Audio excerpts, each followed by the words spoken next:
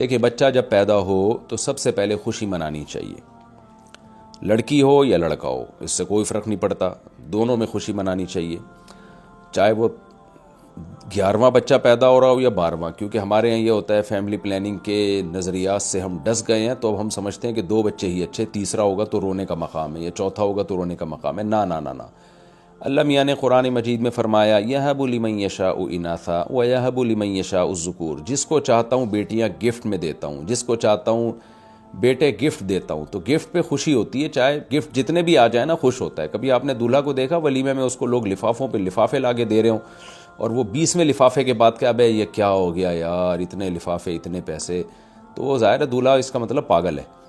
تو گفٹ تو جتنا آئے اتنا اچھا ہوتا ہے، پھر آنے کے بعد اس میں پلاننگ کی جاتی ہے کہ کہاں خرچ کرنا ہے۔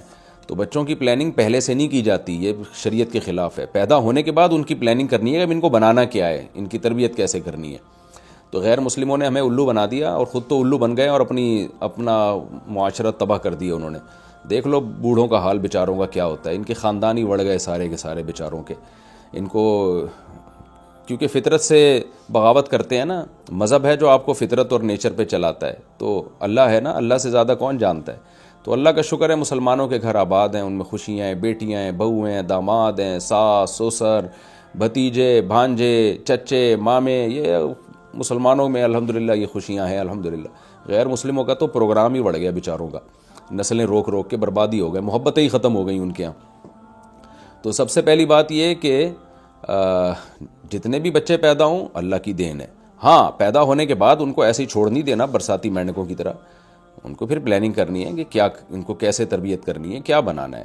اور میں بار بار کہتا ہوں اکٹھے نہیں بچے پیدا ہو جاتے، جب آپ کے ہاں 6واں 7واں ہوگا تو پہلا بڑا ہو چکا ہوگا۔ تو پہلی بات تو خوشی منانی ہے کہ اللہ نے بہت بڑی نعمت دی ہے، چاہے لڑکی ہو یا لڑکا ہو۔ لڑکی پہ ایک خوشی اضافی ہوگی آپ کو، وہ خوشی یہ ہوگی کہ بھئی نبی صلی اللہ علیہ وسلم نے فرمایا جس کی 3 بیٹیاں ہوں گی تو میں اس کے لیے جنت کی ضمانت لیتا ہوں۔ تو اگر آپ کے تیسری بیٹی ہوئی ہے تو آپ اور خوشی مناؤ کہ بھئی میرے لیے تو جنت میں جانے کے اسباب اور زیادہ بڑھ گئے ہیں۔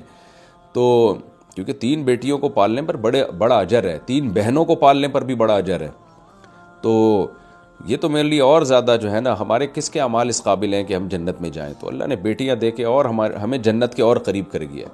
اور بیٹی ہو تو ایک خوشی اور بھی ہونی چاہیے کہ بیٹیاں پالنا پیغمبر کی سنت ہے۔ سید الانبیاء محمد صلی اللہ علیہ وسلم کو اللہ نے بیٹا نہیں دیا، یعنی دیا بچپن میں ہی اٹھا لیا۔ آپ نے جو پالی ہیں وہ بیٹیاں پالی ہیں، تو بیٹیاں پالنا تو محمد صلی اللہ علیہ وسلم کی سنت ہے۔ تو بیٹا ہو یا بیٹی ہو دونوں پہ خوشی منانی ہے۔ دنیا مسافر خانہ ہے، بیٹیاں ہیں کوئی بات نہیں، آخرت میں ذخیرہ ہیں ہمارے لیے۔ اور دنیا میں بھی آج کل کے دور میں تو بیٹیاں ہی خدمت کر رہی ہوتی ہیں بڑھاپے میں، تو بیٹے کہاں کر رہے ہوتے ہیں۔ خیر خوشی دونوں پہ ہے، بیٹا ہو یا بیٹی۔ دوسرا کام آپ نے کیا کرنا ہے کہ 7ویں دن بہتر یہ ہے کہ بچے کی ختنیں بھی کی جائیں، اور ختنیں تو جلدی کر لینی چاہیے، کیونکہ بچہ ڈاکٹر کہتے ہیں کہ شروع میں جب فوراً ختنیں ہو جاتی ہے نا تو وہ زخم بھی جلدی ٹھیک ہوتا ہے، بچہ زیادہ پاؤں مارتا نہیں ہے۔ تو اور ختنیں کیوں کی جاتی ہے؟ غیر مسلم اس عمل کا بھی بڑا مذاق اڑاتے ہیں کہ مسلمان ایک فضول عمل کرتے ہیں۔ اسلام طہارت کا مذہب ہے، پاکیزگی کا مذہب ہے۔ ختنیں کرنے سے فائدہ یہ ہوتا ہے پیشاب کے قطرے اسکن میں کھال میں اٹکتے نہیں ہیں، ورنہ آپ دیکھیں اگر جو بغلوں کے بال صاف نہیں کرتے کیا ہوتا ہے ان کا حال، پسینہ اٹکتا رہتا ہے، وہاں جو ہے نا جرمز پیدا ہو جاتے ہیں۔ تو اسی طرح ختنہ میں کیا ہوتا ہے کہ ذرا سا پسینہ آئے گا وہ اسکن میں اٹک جائے گا، پیشاب بچہ کرے گا وہ بھی اندر ہی اٹک جائے گا، اس کی صفائی کتنی مشکل ہے۔ تو اسلام دین فطرت ہے، دین طہارت ہے، اسلام نے ختنے کا حکم دیا ہے تاکہ جو ہے گندگی نہ پھیلے، تبھی پانی سے استنجا کا حکم ہے ہمیں۔ تو یہ ہمارے لیے فخر کی بات ہے کہ اسلام نے ہمیں طہارت سکھائی ہے، پاکیزگی سکھائی ہے۔ تو دوسرا کام کیا کرنا ہے، جتنا جلدی ہو سکے ختنے کروا دیں بچے کی، تاکہ بعد میں اس کو پھر تکلیف ہوتی ہے اور جو ہے وہ بچہ پاؤں بہت چلاتا ہے، زخم جلدی نہیں ٹھیک ہوتا۔ تیسرا کام کیا کرنا ہے، 7ویں دن بہتر یہ ہے، 7ویں دن نہ بھی ہو تو بھی ٹھیک ہے، لیکن بہتر ہے کہ 7ویں دن آپ عقیقہ کر لیں اس کا، اگر اللہ نے آپ کو گنجائش دی۔ عقیقہ واجب نہیں ہے لیکن سنت عمل ہے۔ لڑکا ہے تو 2 بکرے یا 2 دمبے یا گائے کے 2 حصے، اور لڑکی ہے تو 1 بکرا یا 1 دمبا یا گائے کا 1 حصہ، یہ کر لینا چاہیے۔